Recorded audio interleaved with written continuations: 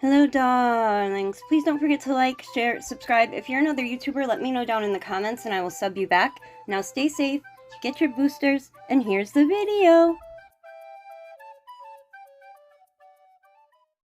Hello, darlings. It's Brandy here. Today we are doing a super fun Pikachu spinner set with piercings and foil and a whole bunch of stuff. But first, it's shameless promotion time! Okay, y'all, if you didn't know, we are the cheapest, best place to get classic kawaii nail charms from. We have such a nice assortment and an assortment of sizes. So for shorter nails, longer nails, whatever may have you. We also have a huge collection of flowers of different types and sizes. So all summer long, you're going to be seeing all this stuff put together, clusters. Yes, we're going to be doing a cluster video. And these boxes are still available. And don't forget to use our ambassador codes KF10, CherieBaby10, Sassy10, or Lisa10 to save yourself 10% on your entire order. And yes, there will be new products coming out within the next couple weeks, so keep an eye out for that because there are some bomb-ass stuff in there, and you guys are gonna love it. And some of it I've never seen anywhere because you know that's what I like to do. I love to bring y'all stuff that is not seen anywhere else so that you can cop it and get your own original poppin' ass nails out there. So, yeah. Alright, y'all, let's get into these nails.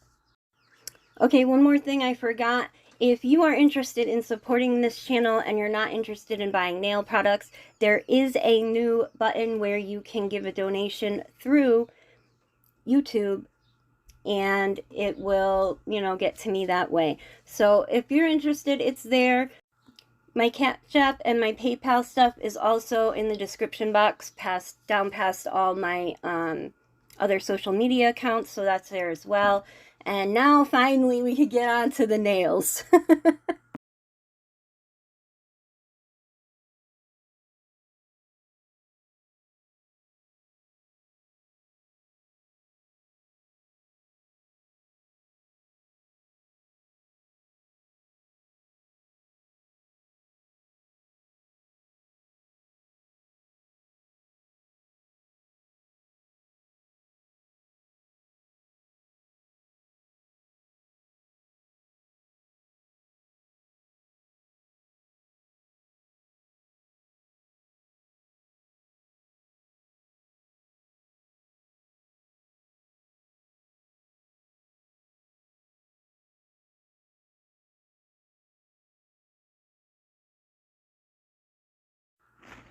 After you get a nice even layer on there, you can take your Fimo or what may have you, whether it's like gems, metal pieces. You can use base coat. I mean, with gems, I like to use my drill gel glue. Of course, you guys have seen me use it a million times. But base coat could be used. Now this I'm going to encapsulate with Burano Clear Polygel because y'all know polygel is my jam. If you don't know, polygel is my jam. I know I've been sticking mostly to gel polishes and stuff like that, but when it comes to building nails, using dual forms, encapsulating, all that stuff, I am a polygel girl. Yes, I can use builder gel, hard gel, acrylic not so much. I mean, I can, but I'm not great at it. So if you see me start doing acrylic, that's when I'm trying to bust open into new areas, okay? Now with Fimo mixes of any type, you can get different thicknesses of the shapes. Some can be like uneven, some are thicker or thinner. Now this is the pinky nail that I'm going into the same thing, putting a nice layer of base coat, and then I'm going to put the Fimo on there. So I basically dumped a bunch out right onto my working area so that I could pick through it and find exactly, you know, I wanted them to have the same thickness so that when I was coating it and encapsulating it, that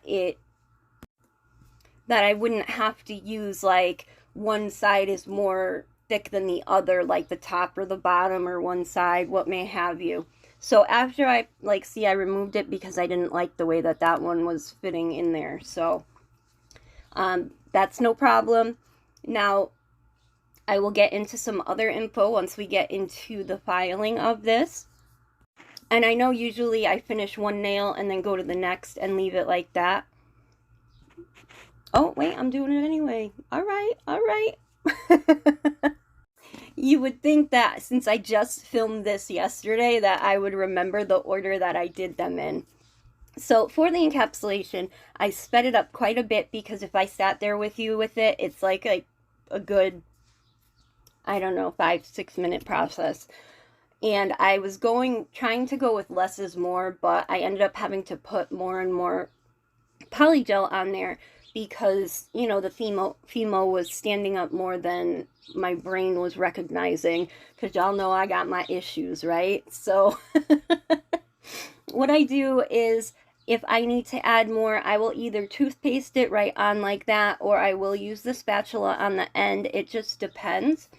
It was very hot yesterday here, hot and humid, and I had my fan on. I had the air conditioner on for a little bit, but heat really affects polygel and hard gel and stuff like that. It makes it runny, mushy, sticky, whatever you want to call it. So that's something to keep in mind. I did have the slip solution. You can use rubbing alcohol. I have, but since I had the slip solution, I might as well use it, right? So anytime that my brush felt like it was starting to stick, that's when you want to dip it into the slip solution. And then you can just tap or pull. I mean, everybody has their own method. Usually what I do is I'll tap it to get it the way that I want, and then I will wet my brush a lot and then do like long stripes from top to bottom, very lightly, but just enough to even it out so that when it self-levels, it's smooth, you know, instead of still having some extra bumps. And if you mess up the shaping on the sides, that can be fixed with filing, so don't worry about that if you're a beginner. That's okay. It's just part of the process. And if you are trying to clean up the edges, you might get pieces of the polygel like stringing off. That's okay too. Just wipe it off and make sure that your brush is not being too tacky, because it'll stick to your brush and then your brush will stick to the nail, and you know, it makes a big old mess. Because polygel does self-level, but you know, just like anything, you have to kind of get used to it, you know, get your practice in. But I feel like it's the easiest of all the mediums as far as building and encapsulating. So I slowed this down quite a bit because I wanted to show you what I meant about dragging stripes up and down it, because sometimes my words do not explain what I'm trying to say. So I slowed it down to almost regular so that you can see what I'm doing. Like I said, I'm just trying to smooth everything out. I'm gonna let it rest for a couple minutes because it doesn't look too bad there, right? Oh, and there is a shimmer on top of that too, on top of the white. So here it is. I'm trying to show you how it's pretty smooth. There are a few bumps, but you know, that will be fine once you start filing. Okay, so we are taking one of the oversized Pika charms and we are going to put it on a spinner. It was a bit complicated. This charm, it just had like a little extra on the back side of it, but I would scuff it with my e-file anyway, and that just popped right off. I would never send that out to anyone. Now this is a little bit of a process. I was trying to show you how I put the charm on the nail and I spin it to try to make sure that it's not too like oblong, because you know, if it's uneven, it's gonna spin in like a weird circle instead of like the best circle that it can. So like right there, that's how I check it. But then as I was spinning it, it would move, and then I would have to try to put it back again, and it was sliding all over the place. So I get it into the lamp for 60 seconds, and then I turn it over and I put it for another 60 seconds just to make sure that it's nice and on there, especially since the charm is so large. So here's me using my UV drill gel glue trying to put it on there. But the charm is so heavy and it was so warm in my room that it was sliding everywhere. So I decided to take a nice little dollop of the poly gel that I used to encapsulate the Pika mix and ended up putting it on that way. The only thing is you need to be careful that you don't gunk up the mechanism of the spinner, because if you get it inside, once you put it in the lamp, it's going to freeze and not spin anymore. So there's no problem. It worked fine. I did have to flash cure it real quick to make sure that it was all good. But yeah, from there on in, it stayed fine. You can also use like regular nail gel or regular nail glue or crazy glue, and that will also get it to stick very, very well on there. So those are just other options. Now I had painted the nail pink. It was a Beatles color, and I wanted to add some shimmer and sparkle to it, and I forgot to do it before I put the damn spinner on. So what I'm doing is I'm putting it on there, and it's a rubber base coat, actually. So it's like a colored base coat, and they all have beautiful shimmers. And I have quite a few of them because I just was so taken by them. But you can also like really cement the spinner in there if you do that, like put product on your brush and then push it towards the spinner very lightly. But again, remember, don't forget to not gunk up the mechanism. Okay, I am using my iMethod Beauty foil gel, and you can save 15% on any iMethod Beauty purchase using brcnails 15 because I am an ambassador for them. So if you want to try this out, definitely cop it because it works fabulous, or marvelous, if you will. Now I am taking this Pokemon foil that you might have seen in an Aliexpress haul a couple hauls back, and I am cutting out the little Jigglypuff because that is my second favorite after Pikachu. And then I'm going to put Meowth on there because, you know, Team Rocket is blasting off again. I really love me some Team Rocket, especially since they went, like when they went to Hawaii, like they're getting away from the whole organization, you know, the evil organization, and they're just trying to do themselves, you know, and it's great. They still try to steal a Pokemon here and there, but, you know, I always fall in love with the bad guys anyway, so that's just to be expected. And Meowth is the only Meowth, which is like a cat Pokemon, that speaks the human language. So it's really, I don't know, I just love it. I love it. I love it. And I'm a grown adult, of course, but when I'm in a bad mood or whatever, I be putting on some children's shows because they just be cracking me up sometimes, especially when they have like double layer comedy where like the kids see it at face value, but the adults get the extra joke behind it. So for these first ones, I scrubbed them on there and rubbed it out. I rubbed one out. I rubbed it out, and the foil was so stuck to the nail, I had kind of a hard time actually lifting it. So when I did the next nail with foil, I made sure that I left like a little tab on the side so that I could really remove the foil without having to fight with it. Because the Meowth came out fine, but the Jigglypuff, I really had to use like a toothpick to get under one of the folds to actually get it off. So yeah, see, like I didn't want to just keep chipping at it with a toothpick, so it was interesting, but I did finally get it off, finally, and it didn't rip, which is good, because if it ripped, it might have been even worse. But like I said, bloopers and whatnot, so now you know that if you want to do individual pictures like this on foil, you want to give yourself a little tab, if you can, to actually get it up and out. And yeah, I'm going to leave how much I struggled with it in here so that you can see why I'm saying this. If you are still watching this video, please hit the like button. Let your girl know you are here. Leave a comment. If you haven't subscribed already, please consider subscribing and hitting that notification bell. If you don't hit the bell, you will miss future uploads because that's just how YouTube works. It is not small creator friendly. So when you do those things, it really helps the algorithm show my videos to people who might be interested. And now I'm just going straight in with the top coat. You don't need to actually put it on the side like you would with older foils for glitter. And I just want to touch again, the quick, free, and easiest way to support any YouTuber is by liking, sharing, leaving the comment, all that stuff. It only takes a second out of your day, but it means the world to us. So please and thank you. Now, I'm not going to leave a lot of this filing footage in. I had to speed it up quite a bit, and a lot of it is out of frame. But I feel more comfortable with a hand file. I mean, I know there are people that strictly use e-files, even on press-on nails like this.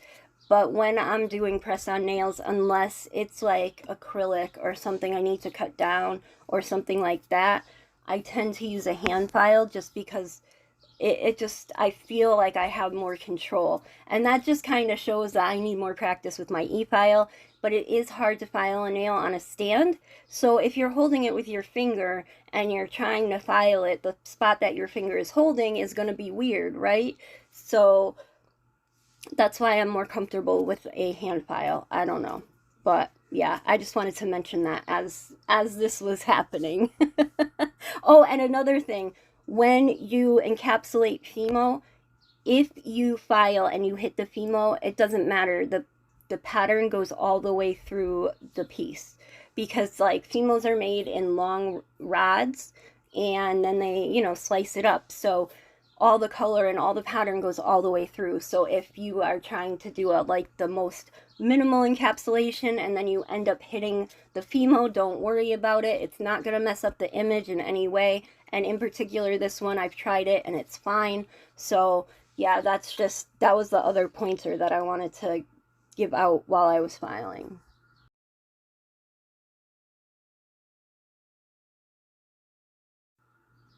Okay, so I was a little excited and I went right into the piercings. I did wipe each nail off with a piece of paper towel with rubbing alcohol and let it dry. And I didn't put the top coat on yet, but I figured, you know what, I'm just gonna leave it. I'm gonna put the top coat on and show them what happens because, you know, it's not that big of a deal, really. I mean, it takes a little bit more work, but not very much. And since I'm going to show it to you twice, I'm not worried about the steps of actually piercing at this second. But I do want to remind people that it's a drill, not a piercer, so you're going to want to turn it, okay? You don't want to try to jab it. And then to make the jump rings fit, you kind of wiggle the wall tack in there, wiggle it out, and then it will fit your regular jump rings, because the actual hole that the drill makes is very, very thin, and those jump rings are either hard to find or they bend and fall off very, very easily. So yeah, and here is me realizing that I didn't actually top coat this one. So I am putting it back on the stand.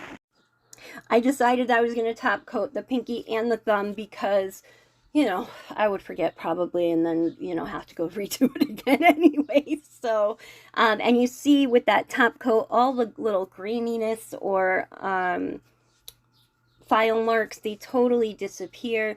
I mean, it doesn't give you a huge pop and reveal like, you know, hollow or something like that would, but I was very happy with the way that they came out. Now, when you top coat over a piercing, obviously the top coat is going to go in the holes, because if you try to avoid the holes, the top coat is going to look funny because of self-leveling, right? So here I am just re-drilling those holes again, and I'm doing them from the front and the back because of doing the edges with the top coat, you know, to seal it in, the free edges. And I did decide to put the stretcher back in because I felt like the drill was not getting the amount of polish that was in the actual hole out. So it's kind of like I pierced it twice, but I'm okay with that because, you know, shit happens, right? So that one is pierced. Now this is the ring finger. I am taking the drill, putting it where I'd like, and just drilling it through, taking the wall tack. You want to twist it and put it in there very lightly. You don't want to like try to jam it or anything like that, because I mean the the gel nail will stretch. I made this super cute dangle out of the small Pika charms, and I do have some coming for sale on the website. If you have anything in particular you would like me to make into a charm like that, DM me, we'll work it out, no problem, right? So I put the Pika charm on the ring finger, sorry. Ugh. And I actually am just using my hands, and it is right on there, super cute, right? So I took a couple of the matte jump rings that are available in the nail piercing kit and the nail piercing box, because the box has the kit in it, with in addition to everything that you might need as far as dangles and jump rings. So we have our cute Pika spinner and our cute little Pika charm and the freaking Fimo. I am so Pokemon happy and excited. And I was doing my butt wiggle dance. I like smile and I shake my hands, like shake my arms and wiggle my butt on my chair. That's my happy dance, okay? That's what I be doing when I be getting excited in my desk, right? So I hope you enjoyed this. I hope that my little snafus have helped people that might be interested in learning how to encapsulate or make spinners or what may have you, okay? If you want to order any of these products, they are available on the website. Don't forget the ambassador codes KF10, Cherie Baby 10, Sassy 10, Lisa 10 to save yourself 10% on any order. Don't forget to like, share, subscribe, all that YouTubey stuff, and keep an eye out for our next drop because it's gonna be fire! And I think that's about it. Thanks so much for watching. Have a marvelous day. And thanks again. Mwah.